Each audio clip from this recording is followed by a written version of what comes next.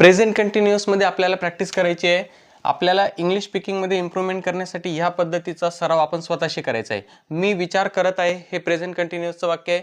So I am thinking, मी विचार नाही करत आहे, आय एम नॉट थिंकिंग। याच्यामध्ये फक्त अफर्मेटिव्ह, निगेटिव्ह आणि हे व्हर्बल आहे। मी विचार करत आहे का, एम आय थिंकिंग। बघा याच्यात आय एम थिंकिंग, इथं सुद्धा I am not thinking, am नंतर इथं नॉट आलेला आहे, तर आय हा सब्जेक्ट आहे, एम किंवा इज किंवा आर हे कंटिन्यूअस मध्ये येत असतात प्रेझेंट मध्ये, तर हे टू बी चे रूप आहेत। आणि त्याच्यानंतर व्हर्ब आहे थिंक आणि आय एन जी हे या ठिकाणी लावलेले आहे आपण कंटिन्यूअस असल्यामुळे, आणि हे ऑब्जेक्ट आहे। तर वाक्यामध्ये ऑब्जेक्ट येत असतं याच्यानंतर, थिंकिंगच्या नंतर, जसं की I am thinking about you, मी तुझ्याबद्दल विचार करत आहे। अबाउट यू हा अदर वर्ड्स आणि ऑब्जेक्टचा पार्ट असतो। त्याच्यानंतर आहे I am not thinking, so मी विचार नाही करत आहे किंवा मी विचार करत नाही आहे, कसं पण म्हणा, तर इंग्लिश मध्ये होणार आय एम नॉट थिंकिंग।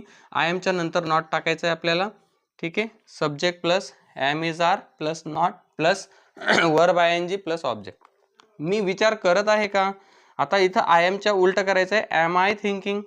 बघा या ठिकाणी, सो एम इज आर हे आधी येणार आणि सब्जेक्ट आणि verb I N G plus object हे नंतर येणार। हे आपण जर समजून घेतलं तर त्याच्यानंतर आपल्याला आय ची प्रॅक्टिस झाली। त्याच्यानंतर वी आहे, वी म्हणजे आपण विचार करत आहोत, वी आर थिंकिंग।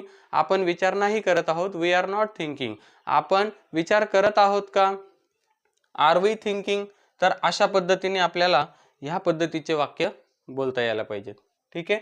त्याच्यानंतर वी झाल्यानंतर आय वी यू, तू विचार करत आहे, यू आर थिंकिंग, तू विचार नाही करत आहे, यू आर नॉट थिंकिंग।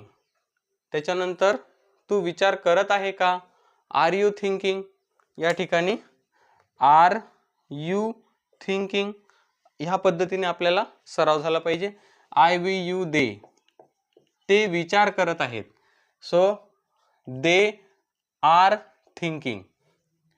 ते विचार नाही करत आहेत, दे आर नॉट थिंकिंग।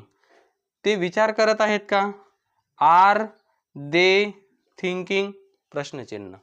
ह्या पद्धतीने आपल्याला बोलता आलं पाहिजे मित्रांनो। I we you they he she it name, he is thinking, he is not thinking, is he thinking, she is thinking, she is not thinking, is she thinking, you are thinking, हे झालं you झालं।